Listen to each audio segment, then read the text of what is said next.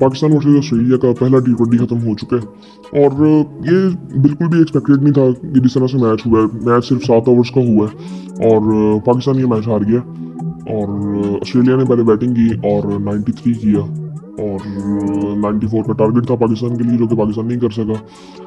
जो कि I think लग ही रहा था, जब टोटल सेट हो गया था तो उस वक्त तो बिल्कुल भी लग ही रहा था कि ये बड़ा डिफिकल्ट है। वो इसलिए डिफिकल्ट हो जाता है कि एक तो ऑस्ट्रेलियन कंडीशंस हैं और दूसरी बात यह है कि आपके पास सोचने के लिए टाइम ही नहीं है बैटिंग में। स्पेशली पाकिस्तान ने मुझे लगता है बॉलिंग भी अच्छी नहीं की।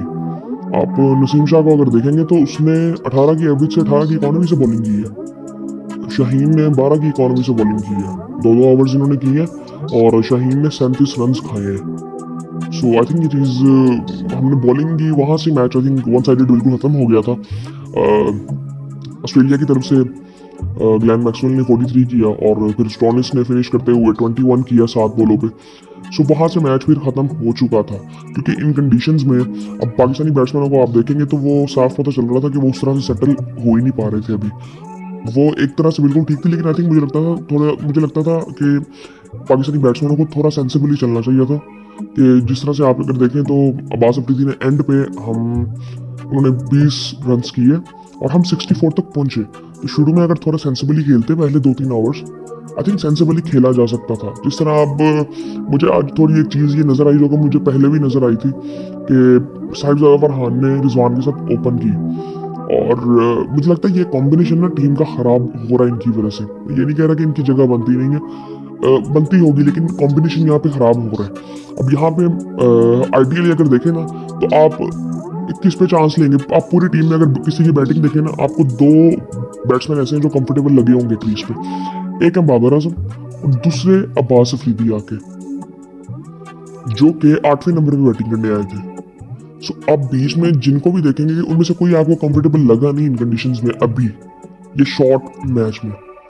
उसकी वजह टेक्निकलिटीज भी आप कह सकते हैं, कुछ भी कह सकते हैं, लेकिन ये कॉम्बिनेशन बनता नहीं था।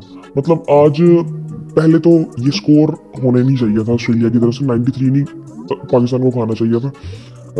नसीम को सोचना पड़ेगा। नसीम मुझे अच्छी बॉलिंग तो वो कर रहा था, लेकिन वो उस तरह से रिदम में नजर नहीं आ रहा जिस तरह से इंजरी से पहले था।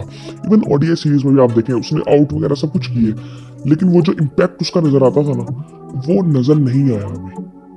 वो एग्रेशन, वो इम्पैक्ट, सो वो आई थिंक थोड़ा सा देखना चाहिए उसको। बाकी आई थिंक एक मैच से डिसाइड नहीं किया जा सकता, ये किसी भी तरफ जा सकता था। मैच 7 ओवर्स का मैच था और मोस्टली ऑस्ट्रेलिया की तरफ ही जाना था, क्योंकि वो कंडीशंस उनको पता है। और टी20 में इतना ऐसा कुछ होता नहीं है। आपके पास प्रॉपर टीम होनी चाहिए, जिसके बारे में हम पहले बात कर चुके हैं कि कॉम्बिनेशन अच्छा होना चाहिए। बाकी आई थिंक मैच किसी भी तरफ जा सकता है। ये तो प्रॉपर T10 से भी आगे चली थी बात और 7 ओवर्स का मैच था। और एक दफ़ा मैं आपको कंप्लीट स्कोर कार्ड भी बता देता हूँ कि क्या हुआ मैच में। ऑस्ट्रेलिया ने पहले बैटिंग की और मैथ्यू शॉट और जेक फ्रेजर मगर्क ने ओपन किया, जो कि ओडीआई सीरीज में भी इन्होंने किया था। तो कोई ऐसी उन्होंने 2 चौके लगाए थे फ्रेजर मगर्क ने, लेकिन एक छक्का उसने लगाया था मैथ्यू शॉट ने, लेकिन फिर वो आउट हो गए। फिर उसके बाद मैक्सवेल ने एक अच्छी इनिंग खेली, 1 डाउन आए वो और 43 किया उन्होंने 19 बॉलों पे, 3 छक्के 5 चौके लगाए, जो कि आई थिंक उन पर ड्यू था ऑस्ट्रेलिया की तरफ से। और उसके बाद टिम डेविड आए थे, उन्होंने 10 किया। फिर मार्कस स्टोनिस आए थे, उन्होंने 21 किया 7 बॉलों पे, जो कि आई थिंक वहाँ तक मैच ले गया था। सो आई थिंक वहाँ से इन दोनों को, अब मैक्सवेल ने 43 मारा है 19 बॉलों पे 226 के स्ट्राइक रेट से। सो वहाँ पे आई थिंक पाकिस्तान को सेंसिबली थोड़ी सी बॉलिंग करनी चाहिए थी, जो कि आई थिंक उनको सूट तो कंडीशंस करती थी, तो वो किसी भी तरफ जा सकती थी। लेकिन आई थिंक ओवरऑल अगर देखें तो डिसेंट मैच था। इस पर कुछ बात नहीं की जा सकती कि किसी भी तरफ जा सकता था मैच, और वो ऑस्ट्रेलिया की तरफ चला गया। पाकिस्तान की बॉलिंग देखे तो एक्सपीरियंस आपको नजर आता है, लेकिन वही बात आ जाती है कि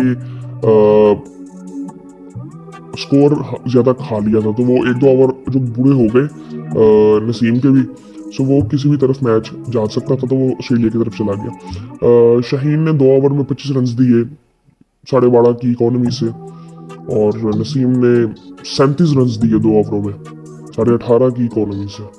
हारिस ने 21 रन दिए और एक ओवर उनका अच्छा था, लेकिन फिर उनको मार पड़ी। एक आउट उन्होंने भी किया, नसीम ने भी एक आउट किया, और उसके बाद अब्बास अफरीदी ने डिसेंट बॉलिंग की। एक ओवर में उन्होंने किया 19, एक ओवर में 9 रन दिए और 2 आउट किए उन्होंने। सो यहाँ पे अब ये चीज़ देखने वाली है कि अब्बास ने बेहतर बॉलिंग की और इसने आगे बेहतर बैटिंग भी की, तो इसको ये चीज़ इसका पता चलता है कि इसको कंडीशन सूट करती हैं ये वाली। सो उसके बाद फिर पाकिस्तान की जब बैटिंग आई तो साजिद फरहान ने ऊपर से आगे 2 चौके तो लगाए, लेकिन वो फिर आउट भी हो गए। लेकिन आई थिंक यहाँ पे कॉम्बिनेशन खराब हो रहा है। मुझे लगता है यहाँ पे रिजवान और बाबर को ही ओपन करना चाहिए था, और नीचे से भी अगर आप देखें तो इनएक्सपीरियंस टीम आपको नजर आती है।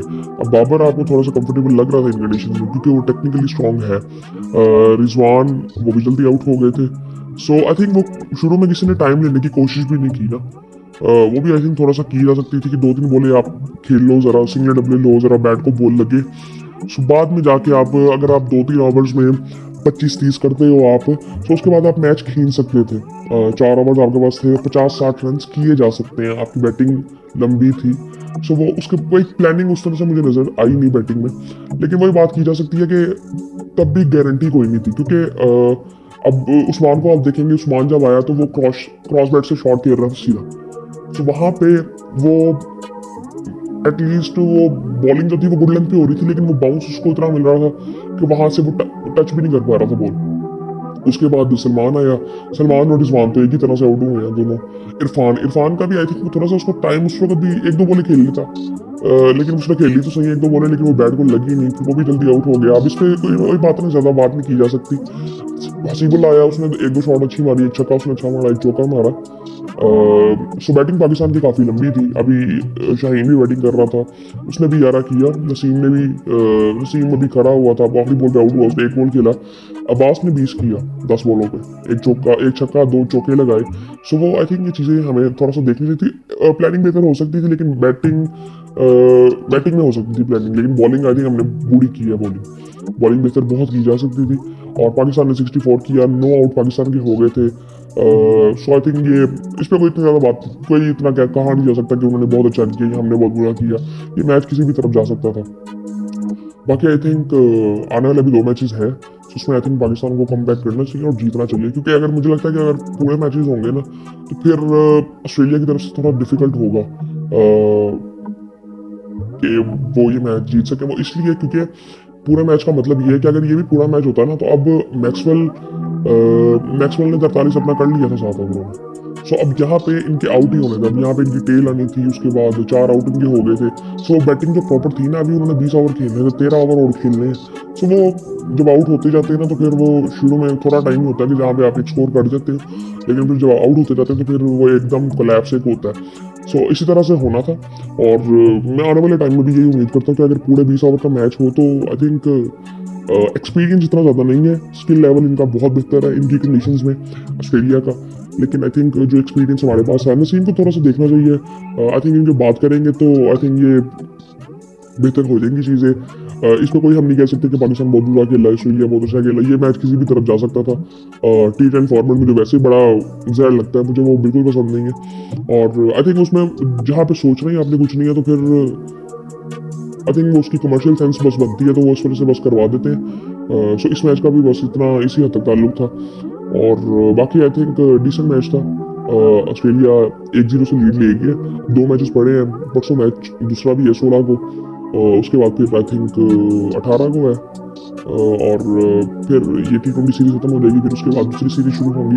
कुछ 1-2 चीज़ें अभी मैं देख रहा था, निजम सेठी साहब की कुछ स्टेटमेंट्स आई हैं, उस पर आई थिंक मुझे बात करनी चाहिए। वो आई थिंक और उस पर जो तज्जिए किए जा रहे हैं ना वो बड़े अजीब से हैं। वो मुझे बड़े अजीब से लगे, ऐसा लगता है कि बिल्कुल नॉनसेंस है वो चीज़। सो उस पर आई थिंक बात करते हैं दूसरी वीडियो में, और फिर मुलाकात होती है आपसे।